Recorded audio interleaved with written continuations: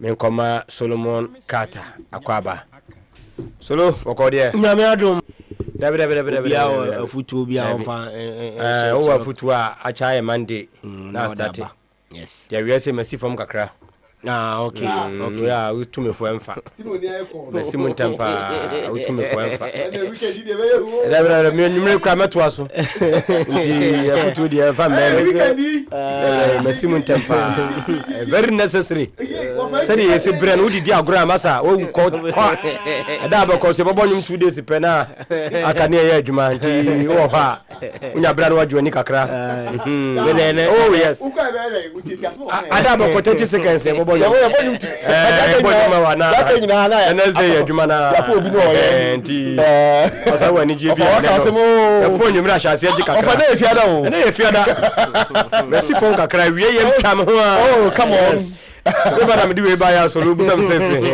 That's right. So there is you. Sex in so our appointment. Now how we do achieve. Oh, so what you mean I don't know to kwano. I can say I can say more than do achieve. Miss Wait me. But I know you say you can do achieve.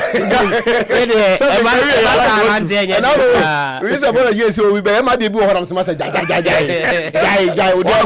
oh nyame wo sa kwano no temo ho no mo be she ho enfidi wo susu no kwano no ka kire baba enfidi ni nyine be ye jawajo be ye jawajo akra be ye jawajo baba waka se mo na efiada oh yes na efiada wo futo bi a Monday be nyumre na ne matu ya bi sabre de otu amfa na de ma ha de bi anim saa enyamai baba bi aduru ne de anha na amfa keto mususu de aka ne na he no mo last days is so dangerous ya call na say iska enye call nyiska but me ha de bi anim say nyumre ebetima e bibia se ma twaya se ntia no kranti awie menye he but ma he ni mu a se e fa nyina ni hwe na wo de ko mo no mo ye department na bia ebetima twa mo department no emremu se na efiada ti mutima ko office na pom twetwe no bia de atom en konso na me show za amfa me ni mo ni asem but a special birthday there be you oh yeah be didi no mo fan to swear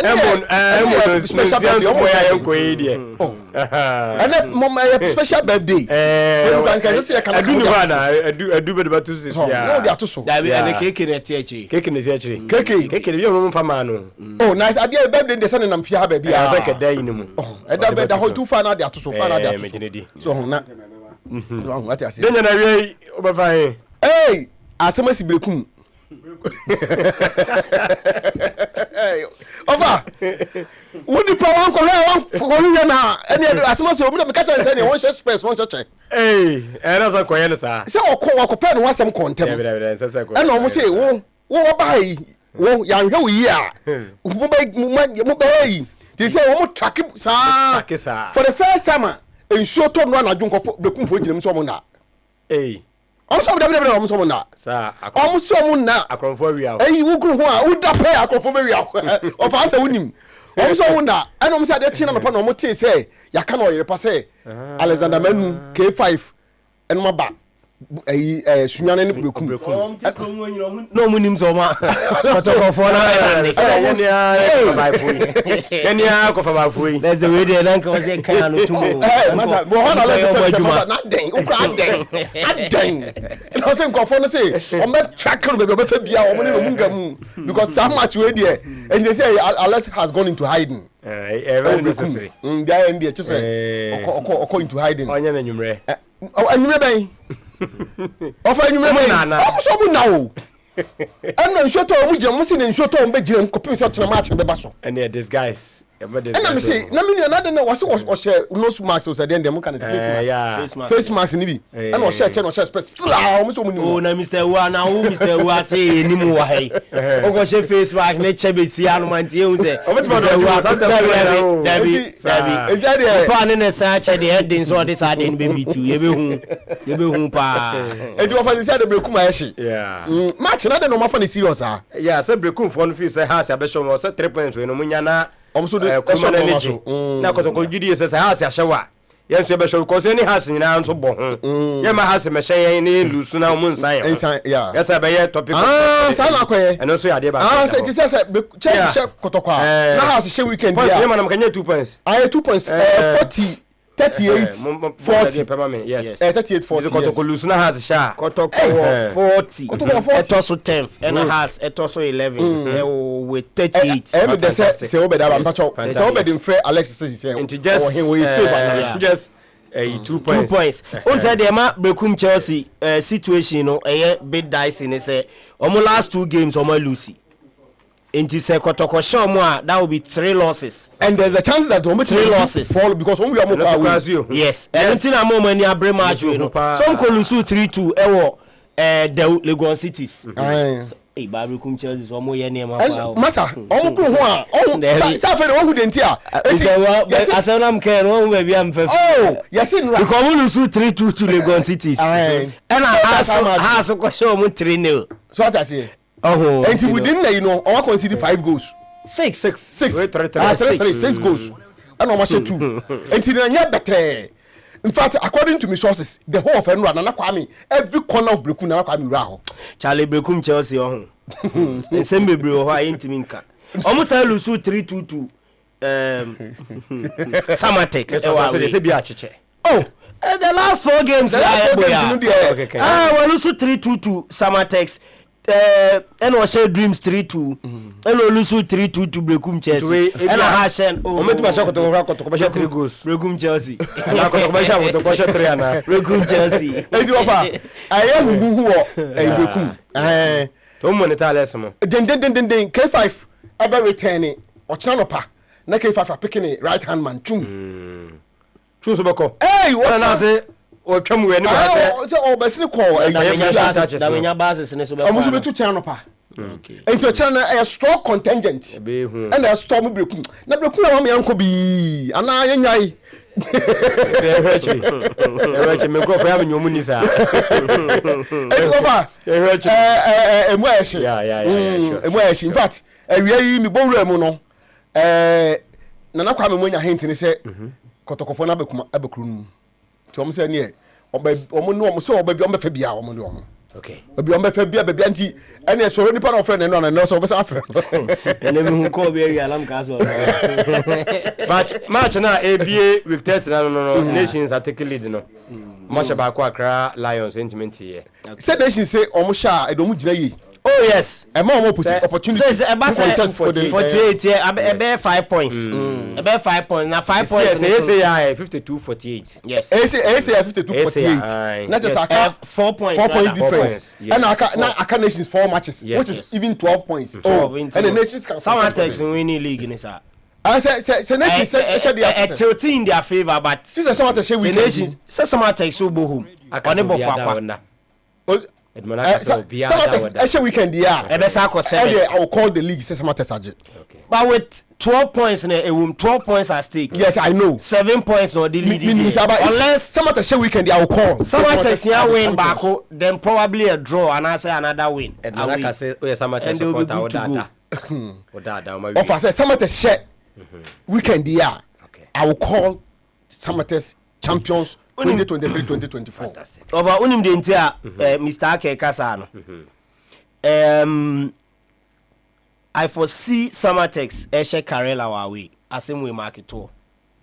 Omo travel, omo ko. Unso omo akoma we market. There be omo call out to you. Out to no call na Lusu yes. Sir. Omo sa ne Karela e wo match wawe. Unso omo akoma 3 home games and a 2 away. Some match in Karela and Lusu. And a 2 away matches. Minim say Samatex be winning 1 away game from 2 now. So back we against Heart of Lions. Now what should crash say be a nation's best crab or permit e work. Hey, so Heart of Lions or match? Yes, away. Omo for akwa wi omo kwa away. Samatex will lose at Pando. And Samatex beat Bofakwa. Me say offer Samatex be pressure Bofakwa because they will lose at Pando. Until I make a choice say me for sure say Samatex will win one of the away games. And very likely oh metumi age and we are dependent on nations resources will be now but opeso is safe there sa we game Mr. Ua so in the Ghana Premier League in the Ghana Premier League 13 for 37 points. In the Ghana Premier League are condemned and they're fine. In the Ghana Premier League everything is capable of happening. Of us, and I said the footballers had a baby at everything is capable. Now City no one share Tottenham needs to do more than one question. One shadow. Yeah. I never could cry. Yes. Say Karela we hear one win baby now or no safe. Why safe one win. Me say Karela matches so obono. Obeko beche obeba be bonso atreman. Oko dreams. No about summer. Karela will lose to dreams. Karela will lose to dreams. In so atreman. I don't know about Insuatama, but Bechem Karela will not win. Okay. In the Ghana Premier League offer, it's clear to me. Offer I didn't sorrow you. No, who pan what from light sound or the yes or the Diago. So the matter is no more can to us. Offer. Trust me. Heart of Lions will survive. Oh, Heart of Lion game ne difficult because Samatex. Yes, a difficult. Samatex. Heart of Lions will survive. Abantem. Heart of Lion is Samatex na Bantem. Keshe last but one and last game.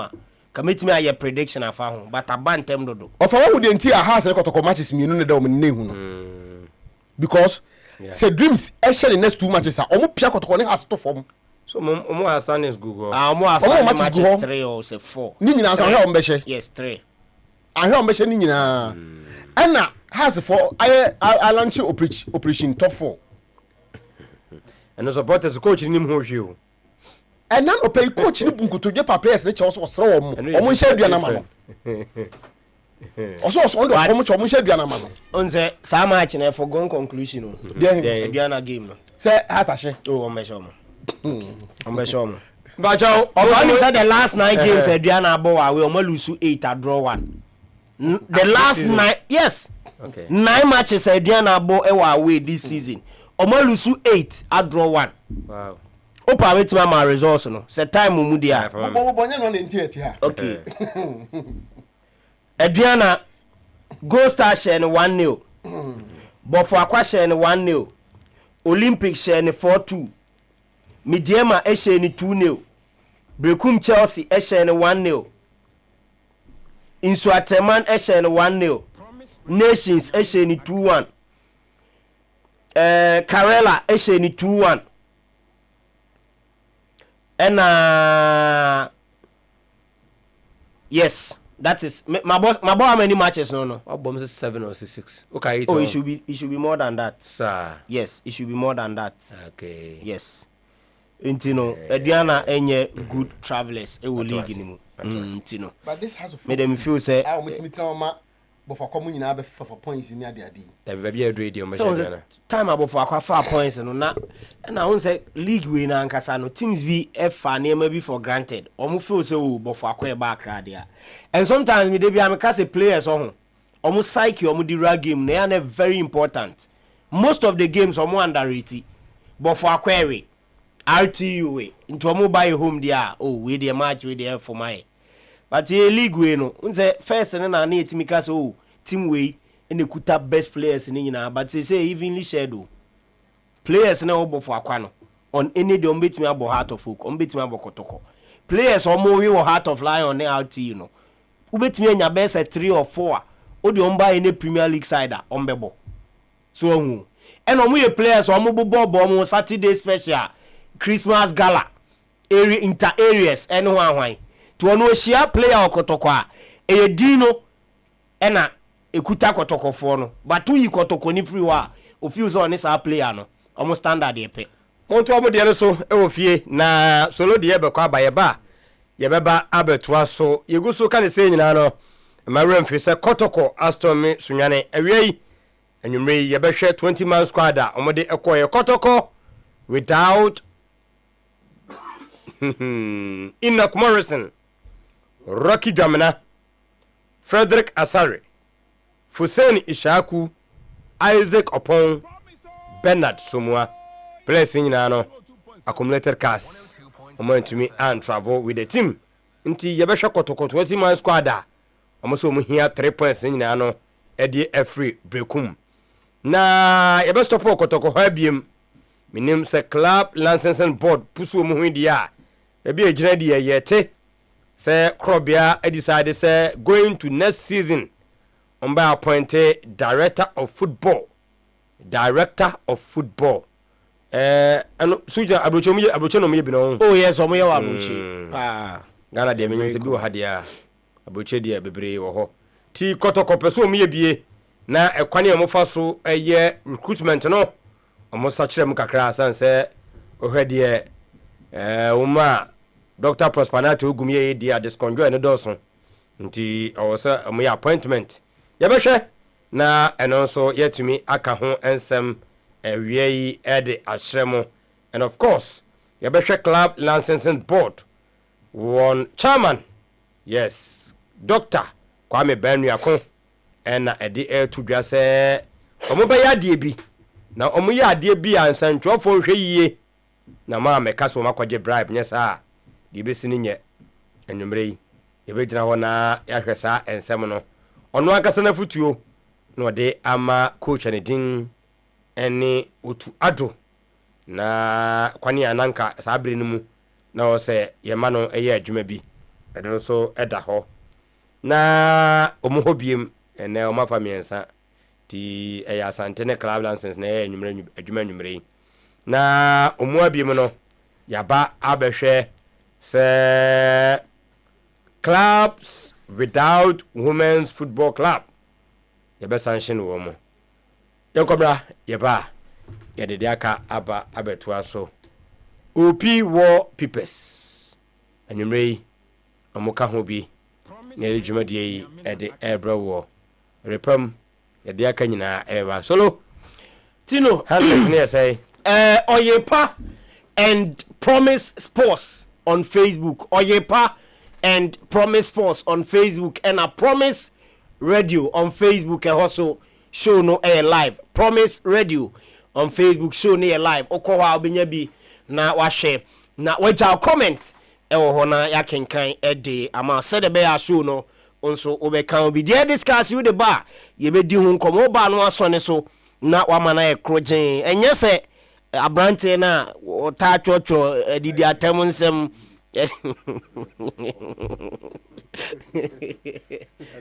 abrante no sheda lo didi atem o sa no po twi oto ba ko ba amotoma ne no obetro se mfa ne ho anti na wala mu se wa sheda anti no emfi no to the message ne ba na wa mana e krogen se de be ya e betumi akinkan ede amount e wodwumadi nso nti wofa ye kwa no okay ye de kakra bi to aso de amamo e wa amanone na efisem no aba unim sensem pi e na e wo fie na ye be dwendwen wo ahead of weekend games a ekoso e wo Ghana Premier League ni mu na de tiele se ye nyina ye nim se Liverpool Boboku no wo mo ne e jogging club ewie season end dia on to aso emfama mu biem amene ni video ni babonte wabro sha Liverpool staff na oni omo edin komo na fei oni omo aye a beautiful ceremony e wo Anfield anope kan honsem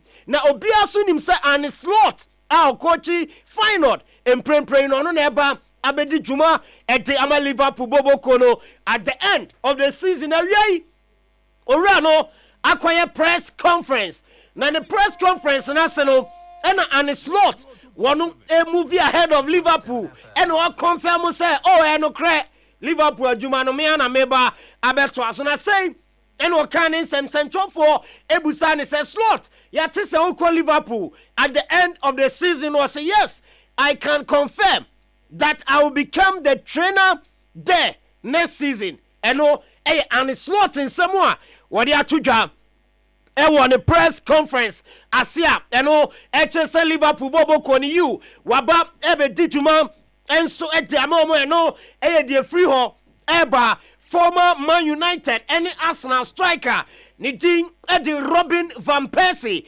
unim se ono ehye anase wahye coach na sia oni junior team sibi adwuma na ewie betimi confirm dia ma say walande the first senior managerial job with SC Heerenveen Netherlands omo league ni mo entuko Dutch league ni mo team ba ko e fra no SC Heerenveen womu ena say womu atunsa ade friend Robin van Persie eso mrana omeye coach enso mfamo mu eno eye juma owura no etumi alande enso ehonoma wei eye ne top managerial job ono so etumi asoma yede ehonsem emamo jumadie ne so ene enwumre mi free ho amedemani chem ewo the big bout eba so nyame admo chena eye Tyson Fury ene eye Ukrainian Alexander Usyk ena ede epim so ewo honoma we no enya sem kitwa kra bauta obia eni ewo so ye pa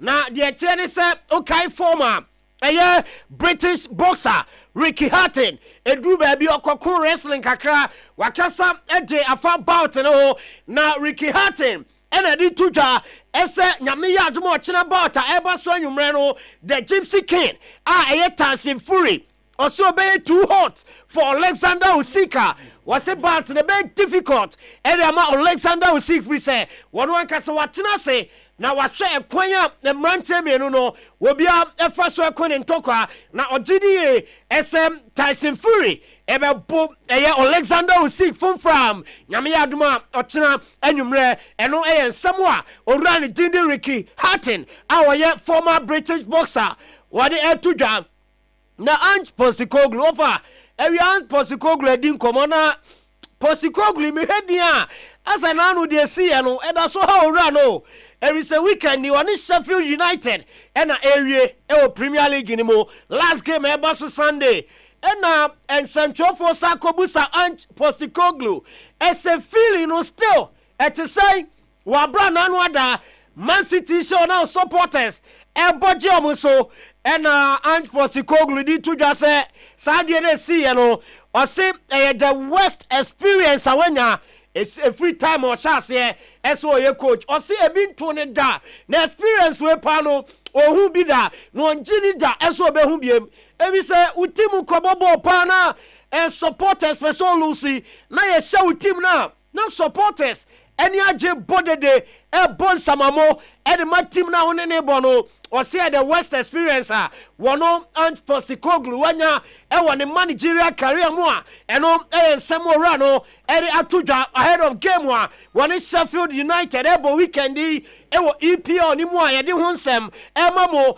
e wo dwumadie ne so na me banoma be coaches we ensema de amount e resorem e Bayern Munich Thomas Tuchel what the confirmation about na Bayern Chiefs no Eshio Rano ene ne representative senka decision na omunyina ateki ese season e ndia Thomas Tuchel wo beja Bayern Munich bobo kono atu ono akono na nko mo peso mo satena sisi nkonwa no mo Rano ese sana adwen na next season watu aso as manager ede ema Bayern Munich womu ebobo kono na wiei ewo Thomas Tuchel no so press conference na say na all confirm edim ama in central fu ebe piemu ewo ho ese press conference we ya hoye no the last press conference no Thomas Tuchel wo ye ewo Bayern Munich komu sabone straza ho na omubusa za na nya na komotwetwe koswa o ye twa ni mu se o anka next season be sa to so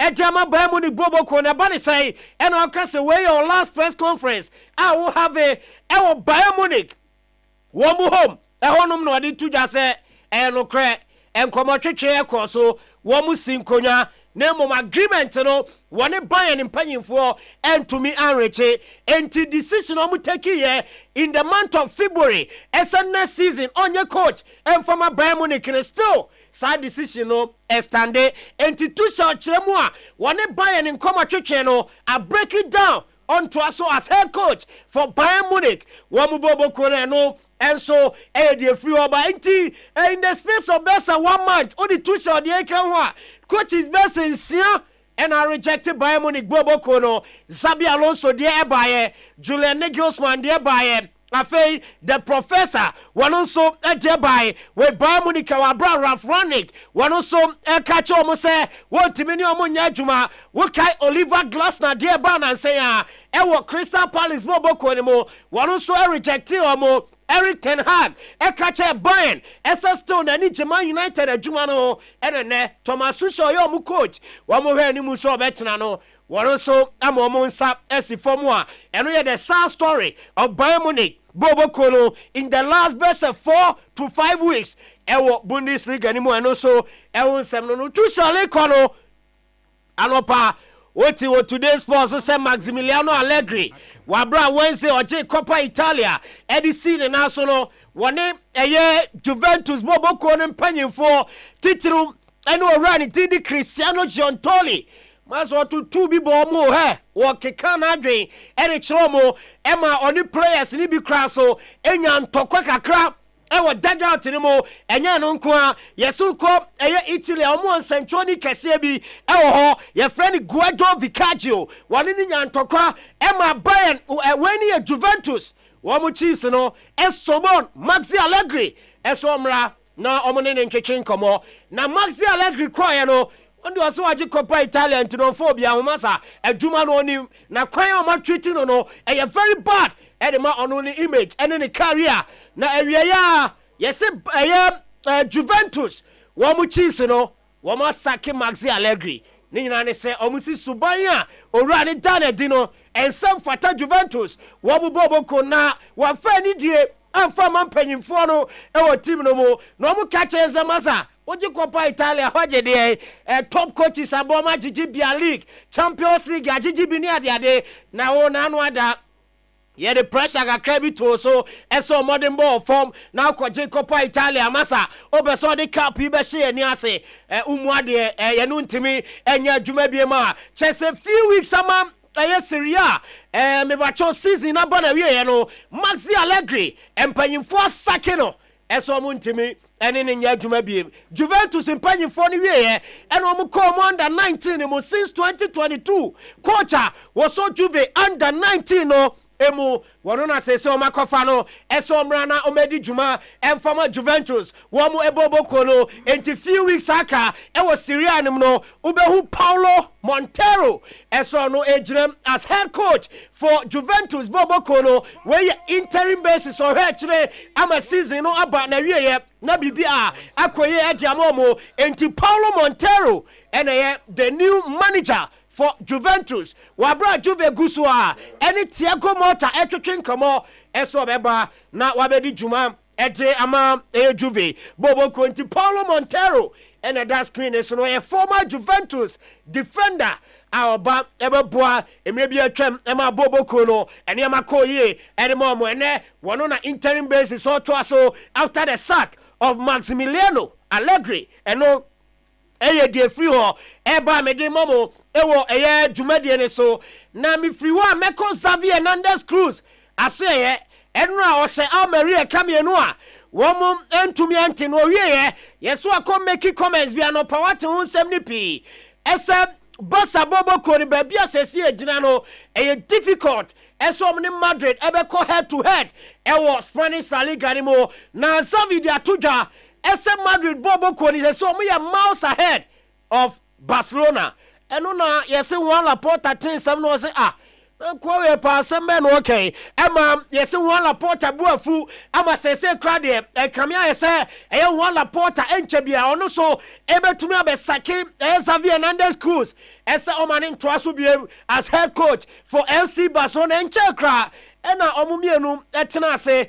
esan extended contract no say na Xavi de atuja ese season e ende on toaso bia ne dia no similar to Thomas Tuchel ema Barcelona mpanyimfo Asia Xavi ema omo ne kasa mo saje to mu ese season e ende a obeto aso ne so ne comment akoye no yesi one Laporta bonyo so kra na waka e de ache Barcelona board members no SNSM no run de atudwa no masa o weekend Barcelona players no mu mentality na coach de o ka se team we yenduru na masa ye jama wotena anhwa wontimi nje bibia ebiem emfama club no enti one Laporta in coming days Sautis wasaki as Xavier Hernandez emane nyo afrisa bufu a ewo ne camp no ewo soro pa eno de free oba ye de mamo ewo eye dwumade ne so maminko English Football Association ni mo na memfa we ntudwa se wo mo edemra fufuro biaba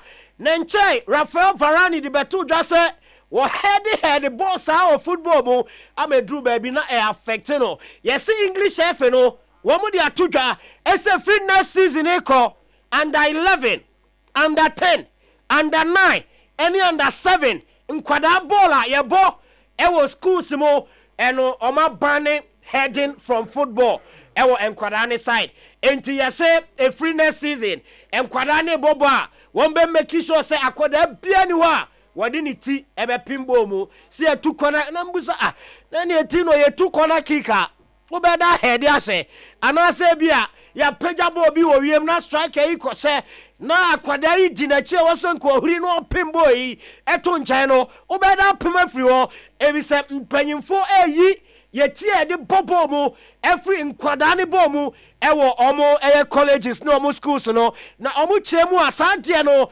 ebeboa na improving nkwada ne safety evi se omo ye survey bi na omo hu se eye sa etira e de bobo mu free nkwada brem no edru ba bia etimi damage brain and I said the disease about brain mo into amon person kwada ma sha se bobo no won be suffer sa brain damage wa bro manyini enti se sia de wo ya kwada na wo ko bobo ewo eye England krobia so a fitness season under 7 9 10 and 11 untimi emfa uti embobo mu a eno e de free ho e ba ye de mamo ewo dwumade ne so officially Premier League awards no me ba chomo ye nkakra na Cole Palmer ena wenya best young player of the season EPL season ebewie nyame ya aduma kwesi ada Cole Palmer from Man City in the first season about 22 goals at the Chelsea wenya 10 assists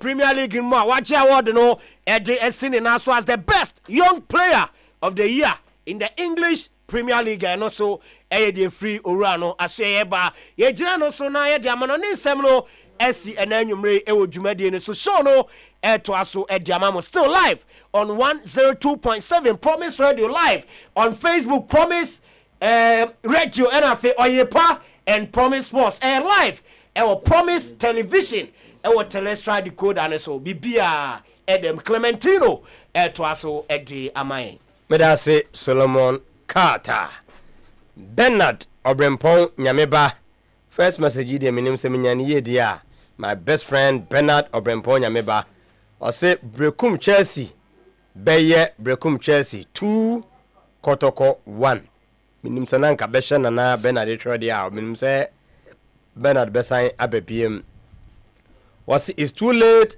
for Nations FC Samates has won it already Ojiri say Samates 1996 maybe omana media league no omafa wia na sa like I told you when I interview no there me believe in pa betting betting say kofu betumi afa ho but said okay football anything can happen Kwame Admako watching the show live at Ashtown good evening boss Kwame Numrey yenso yechiao edeba Promise Television yemrai na yemra metuaso emfa emamo perfect skin and body therapy obi biara o person ready kasa de mano no e wo so ko mu aso eye wedi no yensre ntu kwan boka wo ankasa wodi no anim na nya fe no me emfa emawo enu nti pimpo no wohwese bi wo bi anim na bretia wohia ne bi nenanim a bisan yie wakọ perfect aso eye ya clear the free nenim stretch mass weekendi obekọ eye ayedin so be yiwa wam afi na apam ntoma no okọ ba obetime twa wam kakra na odi agenchia na enso benkra de wanhwe yie no wonkọ ne nyina ne se gye so okọ ho no mo tattoo no wompe akre na woti kwa ne nyina eye perfect ensa no adwuma yetimi ye ebra sunsanso bia nso emma echire we echi no ye body slimming ewie pa na ya enlarge hips ne kakra de amount wo de gina jeans ne mo fa dum bonwira na chese guys no bia ehun sampa wo na wo ba no na ya mo afu no nso aye flat ho enomo ye koboshen Abraham Junction osu eye Akwaje Park mo amwo Takra de no eye Keten Junction Episof Lodge Hotel 0553 312911 na chese wadru omo asuye amanyema akoyie amuzu garlic bitters ena me kan fo ma won enwumre na makai wo se ebomoden emamoja no flu ewo enipadua no emu mu a cholesterol atai mu nipadua mu no amuzu garlic bitters ene beyi ede afri ho enomo mo jonso sem no se be flu yi a jese yeko amuzu asuye monso a mo ye stroke patients no mo modern na mo mpebi na nyema enkoyie ni nyina emu no support o pancreas no yes na chese jinjina nyema kama enu nti amuzu garlic bitters ne de uhia so be pebie ama nyema etimi akoyie ede ama wo ye ko amuzu aso ye nemum wona misty herba dani herba apidank KNG herba eno ewo mrum Kolinak Ashtown Fedmans okiwa anase enkrade ne Okashi drug lane na nabuache herba Halo herba Tenatek 0247 776743 yemfa wi emra ni wia na chese dia kan nyina no action said ye twesi ni ye beka no say action OP wallpapers 3D wallpapers bearside lamps ring lights blind curtains plastic wardrobes center carpets air diffusers flowers wall clocks water fountain dark game we nyina no emafie ye fe won bo no so kama nti de bia no won branches me no ho ayema mo amoduru adum no inside Nana Kosi Ajeman building our first floor next to Hello FM building emu mo so amo kronom no barrier opposite Kronom market first floor and a honso mo be hunu ewo ho 0540 353 750 and the squatting was say how is everyone in the studios Bridgewater, New Jersey. Yes, see in New Jersey, New Jersey. Oh, and yes, my brother and the squatting edne die everywhere. Who say? New Jersey, New Jersey. Can they Jersey? The what you Jersey, New Jersey. Go cut Toronto, Toronto. Toronto. Who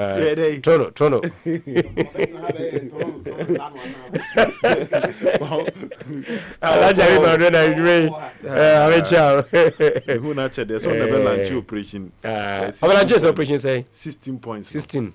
Okay, you got to say. Omenya 3. 3. Nyafo. There be Omenya 3. On say odi kaka say got connect 2 no. Okay. Omenya good results. Some boss are 2 we no lunch. Okay. Operation 16 points. 16. This are 2 na na first 2 na na summer test. Medium no. Okay. And I no got kunya 4 points. No mum na me make na okay. After that na some more lunch operation. I get you. Inti operation say 16 points it means 6 matches and 18 points. Yes. Inti so target is 16 so we win 5 one but draw 1. Oh. Meaning you are not going to lose any of the matches. And omoye no got kwashe Legon City is 2-0. Inti share whether against me whether against Brekum Chelsea be manage avoid a draw or a defeat next or so meaning Kotko and Penny Force won't lose any of their matches till the end of the season. Hard to folk Chelsea, Olympics, RTU and Bofakwatano. Yeah, but her senior sons and 7 United. And I say then Toronto. Tono. Pintimin Casa. We carry now a Diana Dina home. Of an American say any weekend. Any weekend, yeah. No, but then it's when me. foreign water. Foreign water. Oh, I see. Make foreign water mo bi nko dwubi make nsu a ya kra free ama no ya baka na. Me first time a. Enye Ghana. Me lunch bi no. Enye Ghana so binya sure. Oro ya check mo say Ghana. Ana Mr. Wong say Ghana company be so. Me I mention that bottle package in cry different cry. Package. If I'm too so so. O ka say fan. Na bet mo bia na bi so. Ama a client fan throw eyi ambro facility ya. We na politicians. Now to give food Fridays ana. Oh, Fridays. Fridays I any pie and the plans yes. It's got for no more for plans anytime. By no more yeah na. So your plans Monday. Yeah, Monday starting Monday. Now I remind you pana. Te be do Friday no I convince eh. Obe bad. How the capre na obe your plans. It's be Friday then now boys bibia plans Judy. Ono tufu na ya na be. God. Scanning it you know to me from yes. I want us to go to call this evening. Yes, yes, I want us to go to call this evening. Nipa no beka say yes sir. Yes sir. But no, I say no. Afrina. So my west it to me o plans no. Monday na Tuesday now remind the boss. Kasa. Debi. Kasa ne kan pass. I say me am catch madam. Why arrangements mean Friday no be at me jigu. Oh, sir, no, I saw your backup one time. Very necessary. I saw your backup. Plan B, no. Yeah, Plan B, no. And all said them pian to but over test what test. I shall stand there. In an answer, bro, say, Tama movie as no, I say. So in case first option no BBC quickly now no what no second year test what test we can name now and no emphatic because emphatic na me enu kabo masama it you as a obe biti around the bush if you to me handle me enu me na den o I just say we say we nu na den and financial kwere bia beto afford but how you offer and 60 for 17th we afford me enu whatever because you intense make sure so be hand but you don't why because I no happy today back na na other ones na dey monitor what they backup me Judy and you know the first one I say follow contingency plan na follow but if you ask me can scan if for bus you could Dubai or bantem I no theory or your power day no a birthday no bibia I settle sir da bi na me bisa me kasi bi asa na mo so na we say na big birthday but me frustro sa birthday ni dey sidi aya no matimi si o sir me first time ni o da sa wonya hu and me say then didi because asa na omo kan office sa birthday ni dey sidi afia ha dey ja Mr. and Mrs. Ajima birthday ja we dey wo no mo kan office won ti mu say na big me pocket lunch boys no I and the boys ni na nko lunch omo atwen nya me ni man call lunch man for yem betwakuru me man call lunch for yem betwakuru because they me say a special birthday and as we speak solo onidie fiano pa anopa na ode ayi fan onum kakra no we serious o me say so me fa cha no to bo for to be dey me twa me head so we nya ne die because me out between oba no what say or the pa birthday on the first time I was about to so experience it the dance ni babu so de o mo kan no enti o say ma oba no bet say or pa birthday dey ana lunch sorted say about 5 enti no ede nya onidi e watwa lunch ni nyamba ontina hoy e no obu se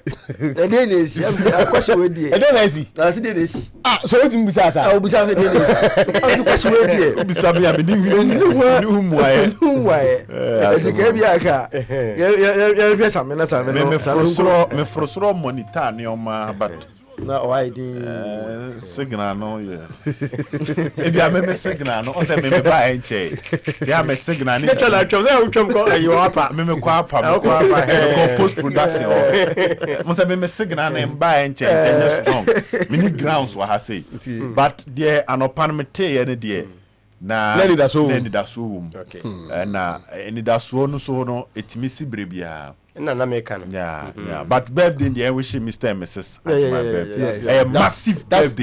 That's Oyedepa birthday. We have an iconic Oyedepa stroke. Promise birthday. Yeah, super iconic birthday. International birthday. Yeah. Special birthday. A groundbreaking birthday. Lunch enjoyment birthday. Yeah. Where birthday. Yes. Mama and father birthday. Mama and father birthday. Yes, that a foot you see, I remember Solomon said, you know, I be therapy. I also saw, because I tell her why I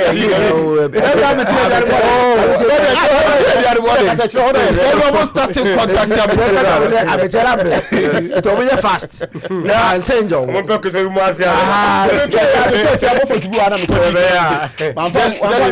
just in case. I'm watching. We can plan. Mama who's a trained. Obi di birthday one cast of a mo say ye train. Oh, say tradition. Tradition. Na tradition. What am beti? Of our now ha. Tradition na. Oh, birthday me buy the birthday the baba 2 day bi ade massive special si. E bo krampo a wutimi nya no ma de kofie. Hey. And mama kofa bag mbra. Master. Diadre. No say na komodo. No say bon preru. Yo. Ana no say bon preru. Mama da be here ana me say da bi otwen no. Na me fetch o bo foto bi wana ja. That is be. Your pon 6 I kwa kunyina papa ka no. Asi e baba we papa birthday ah. Ya kasi e di. Ya say enti da na mo so. Mama papa no mama e di birthday ah. Mo be ka se mo so. Ya so ye bibia. Sentiri ya kwa akojina papa ka ho a we she. So mo na munye bibi eni say soro ahwe ni ya ko jira papa da asia we shi papa birthday dey I say Kenya Mesia ba me na mabemu mbuyi no football na ya esromo abetena ha santem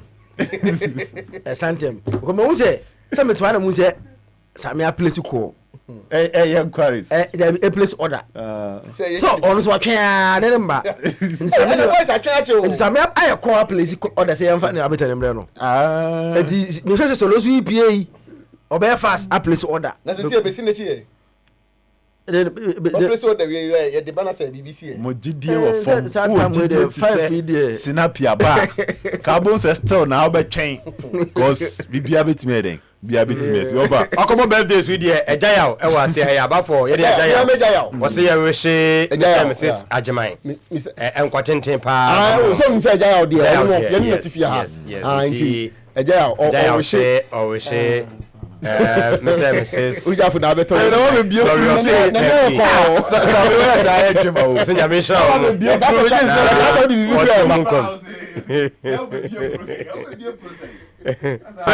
Yenko action. Yeah. Well, Kotoko Brekum na Enoch Morrison, Frederick Asare Fuseni Sahaku, Isaac Opombe na somwa out of the game.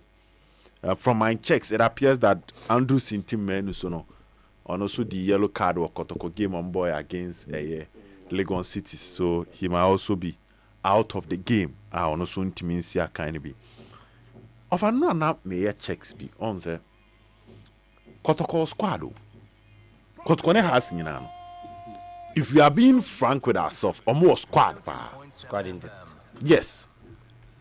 Minim clubs are how do I organ on betimianya 3 top goalkeepers like Frederick Asare, Danlad Ibrahim, and Muiz Poate as your third option. Minim club organ on betimianya bisa. Because club do say that they can boast of Danlad Ibrahim as a goalkeeper on the crutch bench. So check clubs now. One thing is clear: their main goalkeeper will be solid, but the next goalkeeper no here. Their coach ne cried ne betuma na ne yem hihye ne bi no. So how to folk were even fortunate to have a tie and eye. Just that on new form ne conform all of a sudden. Now I hear Kotko right back. Kotko Emmanuel Kote form in Swatreman. No a starter or. Kotko guest in Japan at the last Chan tournament he played. You know any Japan modern bo. Nancy above form. But clearly if you have such a player, it means that we're reaching a level beyond our top level football playing. So no so Kotko bench. Kotkofa Samuel Asamoah and Hussein Isaku last no about RTU. Also, so right back position, no. Okay. Won't mean kase how or some of the players might not be in a good form, but they've shown say, oh my idea. Okokotko left backer, Otimi Yusu Morrison, or Nicholas Osebonsu, or John Tedeku. And even in the worst case, there is Nana Benyini. Enti ahono enya se ba akupe pra asama bawo over the point I'm trying to build that there were teams bi wo ha position bi wo ha ba aku pra ebi ni ho biemo na coach nsu gugem Kotoko center back or Ansu Nuruddin Blay Sharif Mohammed they na me adwan de na say dawoni yaya no it looks like onya bi mboy am yenka na asem because looks clearly onya bi mboy krokra ba krokra one kronya bi mboy nti say kra me decide say me nka so onya de clearly the coach should be the one say be the question because go na akofa ne ba but these 4 center backs Blay Nuruddin, who was the captain of RTU, Henry Ansu are not a part of the Black Galaxies, and Sharif Mohammed are a part of the Black Galaxies in the last Chan tournament. We need the 4 center back options as Antekoroko. Over, there are few clubs that can boast of these materials. The Americans are saying players are Yenyan and TS or Munkobino. And I remember options are Kotoko. There is no team in Ghana. Oh. We has no Kotoko team be any Ghana. They can boast of creative midfielders like our 2 teams, no. Has Walenda or Salim or Inoke Subontain or Martin Kakari or Salifu Ibrahim. We mean like creative midfielders. E do there the Nkran say utim ebo Suraj said as was our position. Oba Kotokwa na has do pray kra so your money di Nuruddin onuka dey find defensive by way offensive for creative for Kotokoma ozeze na Kotoko a movie on ama Baba Yaya Morrison timibo number 10 position now ama Richmond Lamte now ama Shadrach Ado offer club saying what's adi bi o Ghana Zeze Yaya Lamte Shadrach Ado Morrison omu nyina betimi abo just behind the striker as your creative midfielder. Enti so 2 teams you know why they are struggling no of some case power because top materials no ma buan we go ma so you. You can talk about Kotoko's defensive midfield. But you no free ha no a Sheriff free ho no utumu say how kese abeda ho and probably a number 9 typical striker bia we mu kwale free ho the obesi na 9 be heading for us to say we your Tangas defensive midfielder free ho now ko anim ko yi Hamza Isa ayim hyehyaba because has ni in terms of numbers no Hamza Isa gap between onu ne Kashala Kasim Sise no wa Kasim Sise with 2 goals Kashala or 1 goal Hamza with 12 goals unse muwa pa then when it come to Kotoko Mukwala 11 no ababinya Kalu with 3 Ziggy with 0 Infege with 0 the positions me no a class me no way we main one ni firi wa de obeba no gap ni muso no defensive midfield and striker but no power for other clubs now you realize that omunyina were the same thing no Samates aya kan their top striker or their top goal scorer is a winger not a forward. Samates ya kan top goal scorer a winger on your forward. Uko nations are we Diego ni free wa when be nom de gina ho as their forward as their striker. Ghana has a pa league near bon open typical strikers are clubs ka crab na oben you say the first striker will be about 7 the free bench ba will be 5 ebi ni ha into a problem a kati across so what nations in there emfantu just on game na ban we 1-0 almost 1 nations 1-0 into fankai no krani nyame anim if it's about materials has said Kotoko should be competing for the league because you might talk about Samates But some of the social players now we way free word. You better be an said and you be out. If you take away Emmanuel Kayeke from the team, Ebenezer Okran is a defensive midfielder on your offensive. We Kayeke if you are send a quote Konema Lamte Zeze Babaya Shadrach Adu Enoch Morrison Omunya Bisao. Send a house Mama Orlando, Obama Salif, Obama Subontain, Obama Kakari, Obama Suraj, no. Uko other teams no money Bisao. So uko nations in there. Na so we Prince Aqua free omu finfinwa. There are few players in the nation setup on betting about say Prince Aqua. Because one of Kofa free bechim no. Abdul Karim, he's a defensive midfielder on board Prince Aqua position ni bi. It offer you sometimes ask yourself, why are these clubs leading Kotoko? If it was down to material, because Tima Walusu ni goalkeeper, Walusu ni creative, Walusu Opong, Walusu Isaac Opong, Walusu Bernard Somwa, but your Bokot got 20 miles per hour. These are still good players. Other clubs need be sa. It's a disappointment in omode more fans. But me share Ogum interview can say Tama Sheriff April no. There's one player ban and Chenka say on trying to befa. Morrison. Yes. Now Morrison yeah out of this game. And how do you know? My point is, you have the materials. Say before say Morrison be bono. No abo in team man. Ono anako fan ba. No try out. No akofa change am. No akofa na ono anako fan ba. So the point is they have the materials. Say Morrison got kotono. No with team no man. Yeah. And not in the core no. So my point, they have the options. Wait me got first 11. Near say another 11. Uti players ne woman because hey, you might say so and now some could continue imagine no. Where were they coming from? So Sheriff Mohammed Eba Kotokono. Make a defender. No, no Liberty. But you who born the last season for Kotoko. So Augustine Japan back Kotokono. The Sankufu and Omone got Quenya Sema status. I no free by Division 2. Maybe who boy. So that is where I'm coming from. How the players have performed and where they've gotten to the extent that we can now talk about the talent in them. That's what I said Uber has. No new be our jiding. But boy, anya Black Galaxy score. We ask questions. We are talking about a Kotokwa. Nobody now is talking about Infego. You boy Infego pudding beam. And no boy Infego, you be a penny diat. But at a point in the Ghana Premier League, near 10 top scorers are none D. So Kotoko don't have an excuse in the tomorrow's game or mobile. The players are there.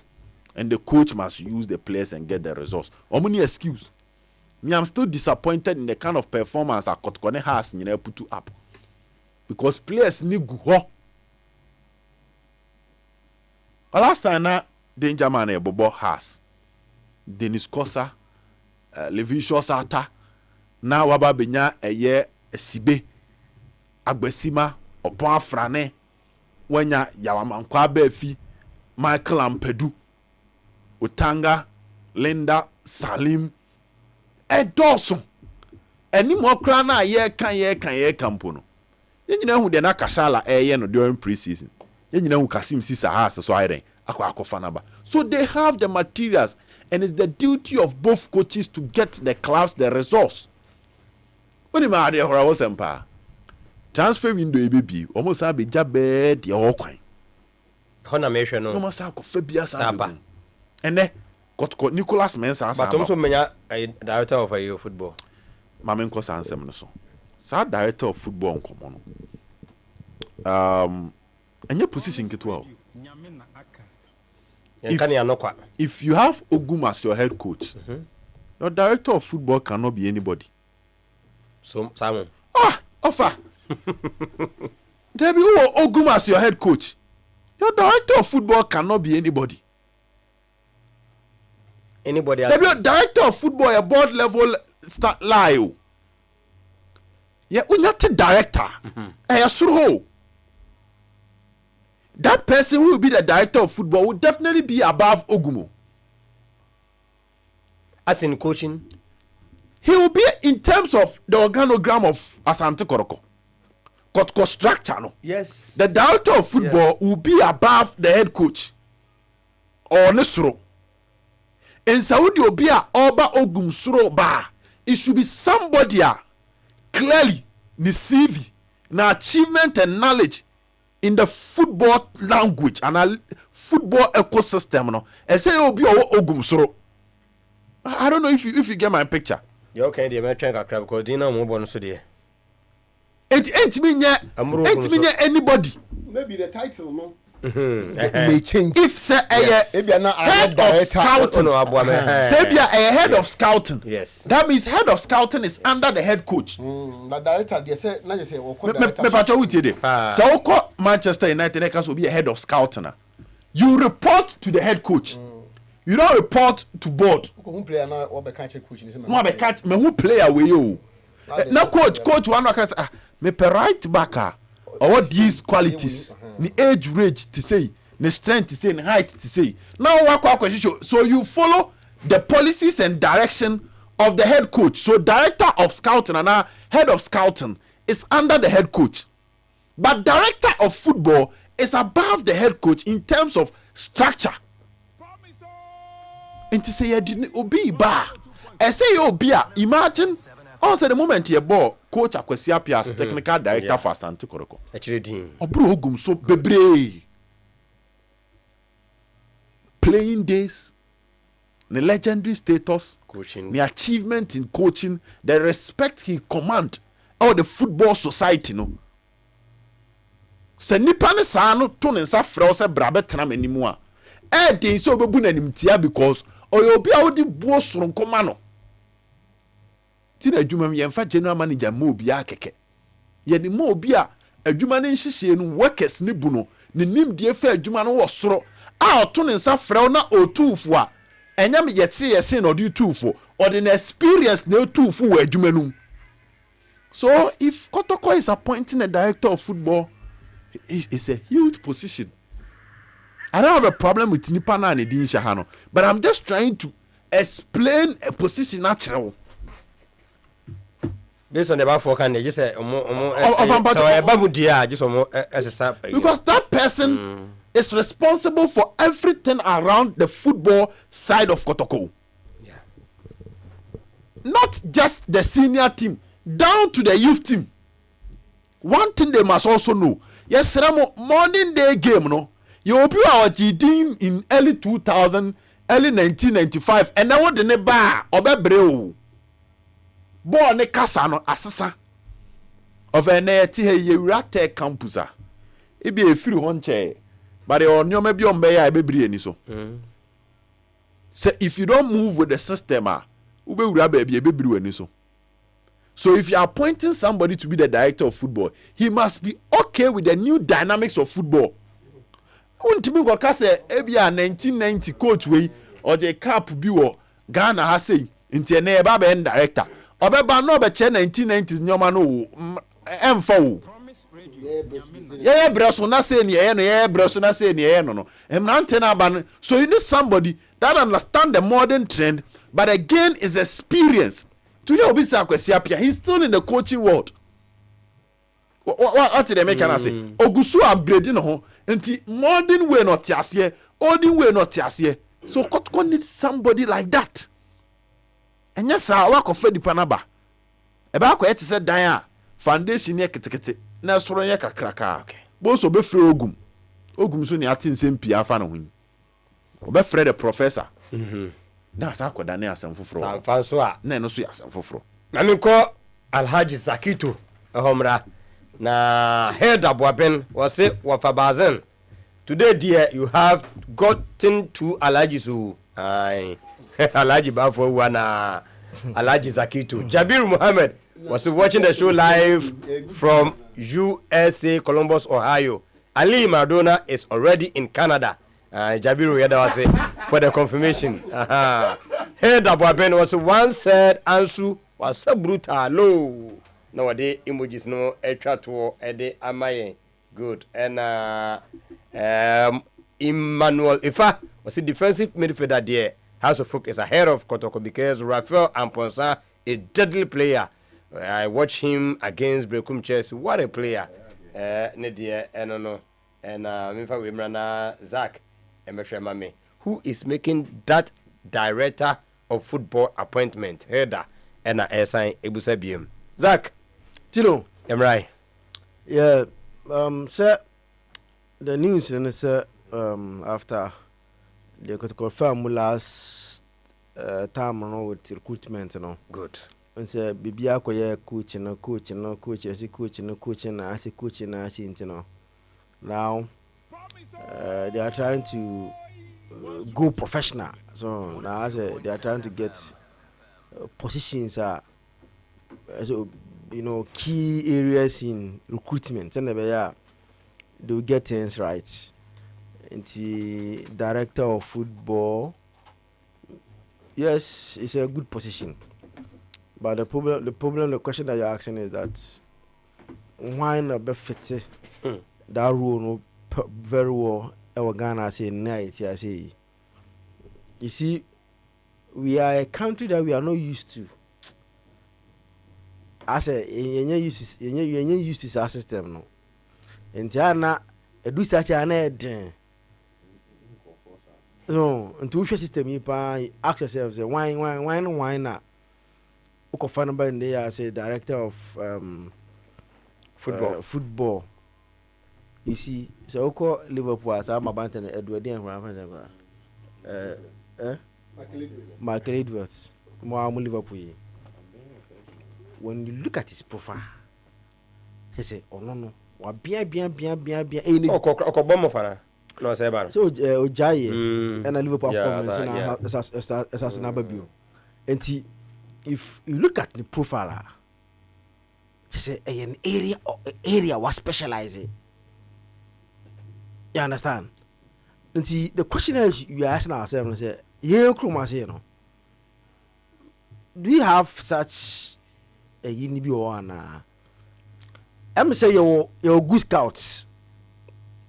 Because you're good scout, Anya Biano, most of the Division 2 teams, any academies now I've shown say if unya good scout in place Tino they can do a good job for you. But I won't say a dean director of football goes beyond scouting. Just say your level no director. You understand? Just say most of the you sit down, you draw the policy. You say club no say you never draw the policy and everything. But when scout today, Nediana say he goes around scouting players and recommending to the head coach. So say no matter take decision. Eti come my part there. Achuro. Yes, you have coaches Bianca, Munim, good in Achuro. On my park, so I a problem. And a bad thing. And they should rather get good scouts. I'm told, say, a Dianco for bang. I've just my recent CC Kotoko have contacted Coach Ebenezer to help them scout for good players recommend to the team for next season. Maybe we try maybe now during okay. So no what even Kwame Chiba no say no akaya manso ma odo muko ekura no even Kwame take over no say Anna or hesitate, but no say Omudeni Kabi or Montia into a sober status. I don't know whether Unyako and so on. No, or status. Yeah, so Madame for indeed the status. Emma, I think there were settlements around there. LT, this is what I'm told. Say the current IMC, I contacted Tino. I contacted Coach Eben. Said at least he should come and help with scouting na on recommend league now ahwe no so far we chinchine no at least obey on your recommendation for mom say bia I've seen player A, player B, player B, C. Non for less than for mom na omonso no entenase with their technical director Kusiapia, head coach Dr. Prosperity Ogum and the others no na automatic decision on the players that scout no at the abroad no. And I think say that is his fault. So at least say obetimi I remember say the last time I met Coach Eben already me doing come deep was mentioning players be like any doing come all chame so far league him ko team we yeah this bad no aboni age no can we play away PSA no aboni age play away wa ha no aboni age and I say he was he didn't come on obo players bia omo yi omo o league ni mu an office any club bia na obo go forward bia na signing those players you know at least to have signed a very good player and let's hope say what they are trying to do no ebe yield some positive results because we you know Kotoko must get their recruitment right this time around. It was a be free team no. But they must be very careful. Why so me careful? They say Tino. Players be over. I agree. Say who say you play Biana in the first season? Obabana farmer no. Enya Ghana nkwa enya Africa nkwa. Eso be bree. And players in point this kesa koto no. Omoba na at the early stages no. Because of team no maybe adaptation, team maybe a struggle, be pressure be into no. Almost that player will struggle to find his feet. And you know, why not careful at you know? Ube ho say second. Na wakweja good player be born the next day no. No so other team na team need you know ne some fast so. Eti the KK experience is a clear example. Eti how enya abotre with how quickly you know because the players are fail mo bokotoko ne ha so ma faili. We feel say you can intend do. And until na say teams no try say they will sign at least ebia 4-year contract bi. Ni enja 2 years bi na kroma say I dos do. So fleet the Kotoko players you crash do na ye bibia. Obi anyi ho am say 3-4 ana obermboa.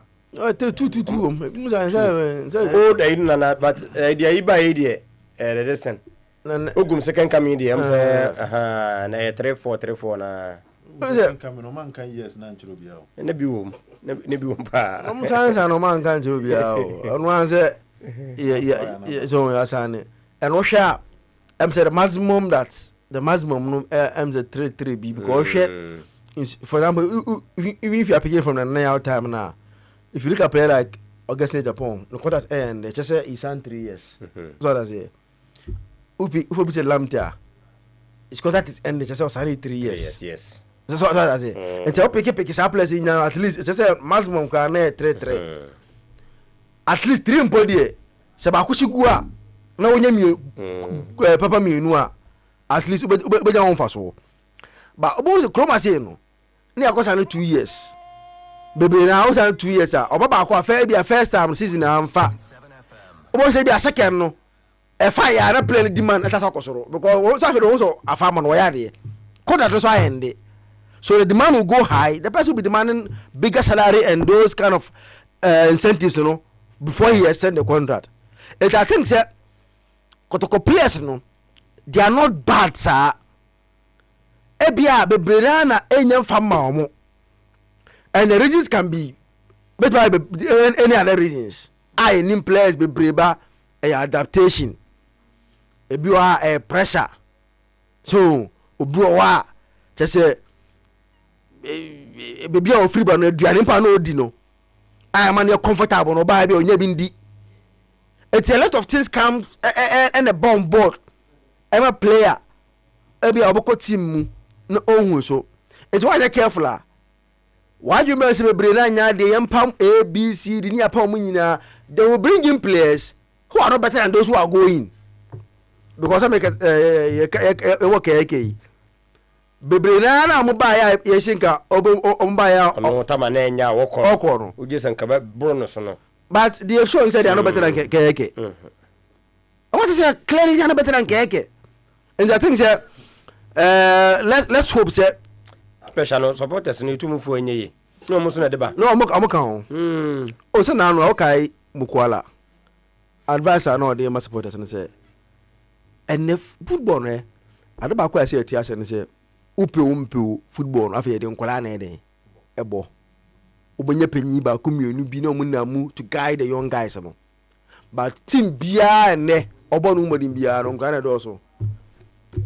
And if you pick the two teams that are playing the Champions League final, look at the squad. Ubenya Emerishan and Matumos and Fukruk, the striker. No. They are canning no. Their age no 24, 25, 23. If you pick the Real Madrid team, show me ages no. So look at the ages. Tchouaméni, Camavinga, Vinicius, Rodrigo, 1-1, Jude Bellingham. If teams, you know, teams here and the Premier League are pre. If you Man City team, you know, Haaland, he just 20-something years. Yeah, 14, 23, 1-1, 20, Ebia, you get player like De Bruyne, 30-something, or no, or did experience ebe gade. Teams na omubo mo modin nu nyina no nkola na tutu mirika o place tutu mirika o be bre eti but ade anu ye nya ade wo kroma se ne the big clubs scouting young exceptional talent ye nya ade ho enti ye kwa ye nkola na ye ko scout no ni akọ scout nkola mo nya ade na amon kola na mo ya de ni mo makoko ala teams no ebo oko team kitwa na 1 year na nakotoko na edis kekase a chasing them to sign them. Eti let's hope say with news na ebe say coach Eben call no there is to come and help them as a scout na ombo mo timenim what the me source na confirm chairman say whether it's going to be a permanent position. And I say just for the recruitment keke we are not oko all the source no ntimi am me details and the only answer and me ya no we don't know baby no okay omo hia ne mo as a scout na players be our scout from division 1 division 2 premier omo exceptional players omo ka ti omo timi abo no on recommend omo in the recruitment process. Let's hope say with coach Eben Prosperity Ogum Kosiapia anya bia no obi onu Kosiapia bia no nim say in terms of also time no onni say na ka make ma hwe time no time no onni because see time ya ko be busy off season nya no no obo cup qualify o Sudan able to work up qualifiers eti about June and early July. Kosiapia will be busy with preparing Sudan for World Cup qualifier. And Kosiapia you not get him because I don't know I busy maybe after that matches no. And I will be your Kosiapia. And you know more now bear from the scout and the coach. Maybe I need send the details now Kosiapia maybe I will be I know I'll go through. And I think that Kosi's position no. It's about time because if we can't get him say say now or boy because just imagine say the technical director was to be in Ghana here I also know Okoran be also a monitor share in Yama Koso. He would have seen some good players 1 or 2 because in the area Obi Kosibiana a blasters no I don't call bringing in young players on board. I don't know pa. I think that going forward we should find a proper way to define, and as I say, you better be from pa because clearly no, the time na or woman team no emwa because this time around Koto cannot get their recruitment wrong. Because of the previous experiences now on my phone. No. So let's hope say Coach Eben, yeah, he's a very nice guy. I think say Obi on him Bianso, you know, an area that is good at. Is one area that he's good at. So sporting talent and scouting them. Now why recommendations? And let's hope say with the help of Coach Eben, no, and the other guys, you know, Omit me abuana or Masane, good players, send a bear, be a bit me a concan a momo. So his squad the only good idea. The matter about Chinanopa about so China Mass and Becoso. How many chase Martin your child and he or China war 3.5 hours no. It's say a bar, you will now but now share how Kotoko approaching the game preparation and BBA no or my about this game until Chaban by being able to near rest outside also. Inko danger homra na be a final one. Michael Owusu AH. Emmanuel Kayeka's contract expired. Nobody sacked him. He just couldn't play. That is the story. T. Michael no. Okay. Danger. A contract expired and renew. Say honey club ne pemem pentina man to us. Onu hu se bia wan tumi amo. Bia nke man some more opportunity. Minim say kasem ne kan say sack there but yans based on the okay yans sack no just oba ya we justify na to me. Yeah can say I say ya man enough space to develop. Unso no oba no. Now there were equally good midfielders. So you have to fight for position. Sabe no about the call you know Sabia no Mudasiru no money ade so what I say now we so the free medium by na no on so I find say the oko Libyan and say Agadas na Agadas mo nti clearly Fabe Gama wo ho so what I say we got tell am to so sam far say when you am bra manwura mu a one here obi anya age ma but such the who yenti ne kofa ande ne bae so ye ma wo time na nkakra me ne wo kan see ya into supporters ne ya me no ya adwin se du ba bia supporters ne so ya na o mato mbo kakra ba ofa ye se utu ekura no fa no to mo ne fo ye nsam twofo so ya ye so kan onna ka me bebe ye so ye kan ho bia so ye tima no ye se ne ye sibi twi nkofo se ye twi nkofo mo yentimi on twa pia sibi na ya na edu ba bia ya na ase ye nim sine obi ya sometimes ye man look like ase ye de ye kra na ye all knowing but the sad aspect of it is say ye can say we are edu ba bia na ye kra na ya sa 360 degrees na ye sa bibi foforo enti yenso ya yenso ye kan ho bi yenso anyuntum say yenso ye moa ofa ya mama message to on keke dia no the contact and on team na etna mutually and on party ways enti because Silas Osesi Beso the same thing say he wasn't sacked. No, he wasn't. No, like couldn't prove himself at Kotoko. No, he wasn't. Yes, he wasn't sacked. And then the contract so and like someone wanted to observe or correct you say the contract no and the contract and Kayeke ne Kotoko and paying for then and it's now say mutually. Now some either a year or years left on his contract, but on the management and it's now say mutually. Omo party ways a terminate contract you know this is just additional information and person say and soon or call just that on the management in the transfer now mutually you know omo terminate contract no be a party in ways I me no mum he spent 3 years at Kotoko so one chance again Agadas came to meet him okay ni nyina ye Michael dem bi ni nyina ye offer according to my men on the grounds no sa new structure now ye nyina ye bobo so ha no it appears a bit more deeper than senior ebia ye nya no for now na club license de no okay yeah it appears a bit more deeper than senior nya no in fact on say minim say una obo ti akantin din na yeah me kai ni dia popi yeah so on say na ye hwe director the nipa be sporting director and na ye ka say say obedi ka say coach Eben there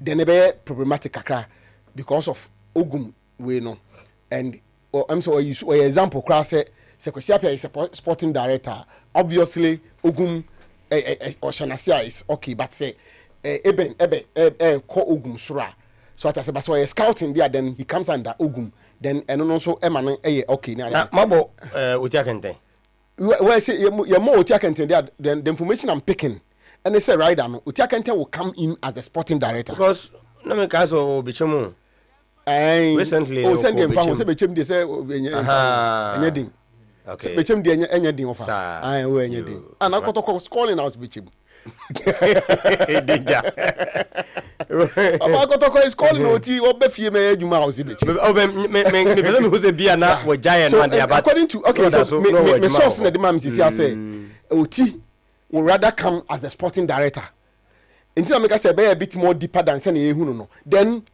my good friend Eben will come as the chief scout. Mpacho what you say? Skabekumu.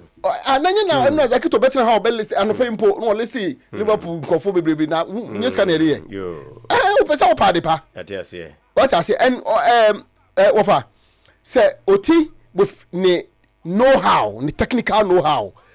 Why sporting director, a technical director of Ghana Football Association. Meboa. Why coach at the highest level at almost all the big clubs in Ghana, national teams say Oba as the sporting the technical director and as a sporting director of Kotokwa, he fits the bill. Otiakente fits the bill. But what them say? Then Eben come as the chief scout, and yen Eben well versed in that field. Say MP players say play MP Eben and Ushianoa. Play BR for positions for Ghana betimi satisfy some positions for other clubs for another club obetima ka chero.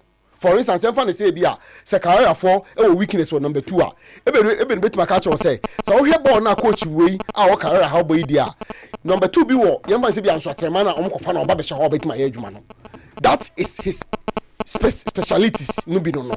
Enti say wo nya Eben ama na ba ye that say adwuma na ma wo I think now what satisfy one key component of recruitment team bia no eba ne sa no a ebe yi pressure na free ogum so as in on one esa kofa player na ebe ka chense na kofa player by na yese sansensam no so that what the banner say coach no hwe no ne technical director ko confer no mu wie no mu nyina akọ bankrom say okay player we there based upon the kind of boy person bono season we mu no or fitting into your game plan no makofa no because Manchester United to way Liverpool wo way Man City wo way and your player be no mbefa no onimbo ni boko sinya mi ni ba on fitting into omo se na ombeso mbomba omo nkofa of ampato what dem chena say on fitting into omo nkofa no enti enye se bi a ye se wo hu ni se o ya de o ba bi ni akofa no enu nti na ye factor no ma bi no last season House of Folk recruitment omo ye Met my catch say about 80 to 90% coach Eben. Most of the boys now, who has kofa woman no. Met my catch say most of them were recommended by Coach Eben and other coaches, but at least Coach Eben I know.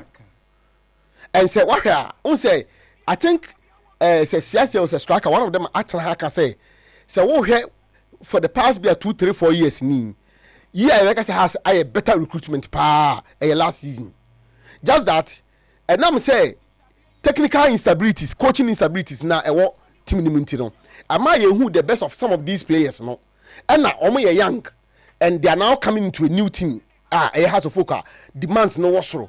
Enti say na nyina ye ka time ho asem. Some of these guys of course any obi na befa. But say omo time now emu be about 70-80% FR. I think then you have done a good job. Even currently House of Folk yen say ampedu. So by this season, if I'm right, and he's not bad. Before Lebanon, say Ghana ha, yeah, can one of the best right back system na on Okamubi. So obviously, what show say with more unya coach and in Sabe one so and for Watara to even use him as an example, HL say who something in the boy. Hamza was brought from Araras. no more timer. Even the first season, full time season at House of Folk. And normal Hamza is a air, no. So man full more time. Now encouraging now after who play ball man is to the game, send on also the ball city. You will see more from him. This boy, Kakari. Clearly a fantastic player, sweet player. With the ball on his feet, he know how to handle the ball and be been the kind of home. Thankfully, he's a young guy. Oman more timer, obe deliver. And he, recruitment looking for and going for it. Has to focus. Say, Oman pressure also from anywhere. And when I say anyway, it could be the media, it could be the supporters, it could be whatever. Now say, omo edo see hunting. What you say? Yes, 14 players back now. You're because Asibeba, I think Asibeka also come one back this year. No, but Asibe say any pra. Me there be a message House of Folk. Brown, particularly the central defense. And because of the absence of Asibe, eti now no me who say was started training. Na me there. I was excited to see my boy back training. Me Asibe be nimni baby about Asibe is a boy I would love to see playing every day. And what go kaya tamani epe local players in Krakow Blasters. I started mentioning his name because I think he's one for the future. Or some of these guys on the game no aye the power. And media, I'm excited to know say Kotoko are looking at this direction. Say ye be recruitment ye boarding scope ni kakra. Ye nja adwuma ni ngu ba akofo so. Ofa ba akofo ebedu be bi no wadwun be okesene wan hwe ya obesisa begum na amfa. But if wo nipa mienu miensa no mo e ka mutiribo na mo fa adwen na mo use data any other normal take mo final decision, I think you will get it right. And to be mo de say na Kotoko person obokwa. For me all well and good. Sika ne de sika ofa sika ho den no kre. But a club like Kotoko so we timi yes ha normal way na ma resource a obetimi ade afiase agina so de apesika na afi no what me so asan de ahyem e de aye en Kotoko I think say omo wo two of this in addition to the technical staff from one me feel say say that emro Kotoko so bebre say bia esa ese omuntimi enye enti ofa say nyameba otiakenten na eba. But the question then will be say anyway what will be the position of coach Kwesiapia because he is also the technical director. It been so na Kwesi position and na dwuma no ntia nyanwa sese de ne kan bia Kwesi enya kwan a na je say no tia o ya cha Kotoko anisa no tia betenem very good na ye yi Kwesi afi ho ana because say we tie opim so a clear say Kwesiapia de nya de ye yi na fitim no hu na fitim chron anu nti na mpo onya adwuma o Sudan asela ye so wontena ho no so there's the chances or likelihood say bia the technical directorship role na say responsibilities no and bia ye be ye free no so na bia wa board member na say wa part of the team no na wanya kwan ye ne coaching job no na ba ne say bia ye hia na expertise na say ni bibia na ono so de bia ba be ka ho hondi o metima hwe ne bia mienu the two of them unse sa football director no and one technical director no the same like portfolio the same just that Dina among for this summer club yani how they want to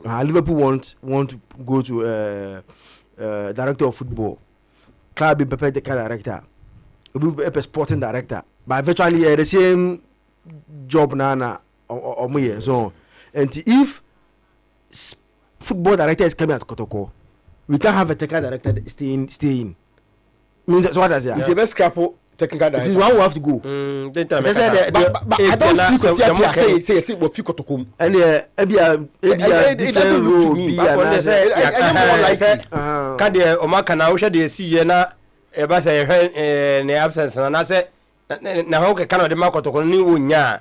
So me nyine sa adwense sentiment ma etumi ba anytime. Teno de but yan trainer we appointees we nyina emransa na hwe obi ade a ehye na no. Over Matthias but it was exciting. In fact, say these are the structures you want to see in football clubs. So say obia so na adwuma and say for instance if the club has a technical director or football director whatever they want to call him now afi oversee the role of coaches no any other aspect of football now for me all well and good now afi no scouts now when you chief scout or that then they go around monitoring matches, monitoring players, identifying talents to feed into the youth side and then the senior side. for me all well and good ebane sa no a lot of the work from head coach so now we're concentrating on training and strategizing for games so we say so what we are say Liverpool structure na asese kakra o crop korea and akwam friends and slot he is coming as the coach. He is coming not as the manager. He is coming as the coach. The responsibility more no by coaching, preparing the team for matches. Send the other guys no, other side of the game no. To the business side of it, technical development, recruitment, and all those sides no. And so on. No problem. I can't say muye we na say I'm far.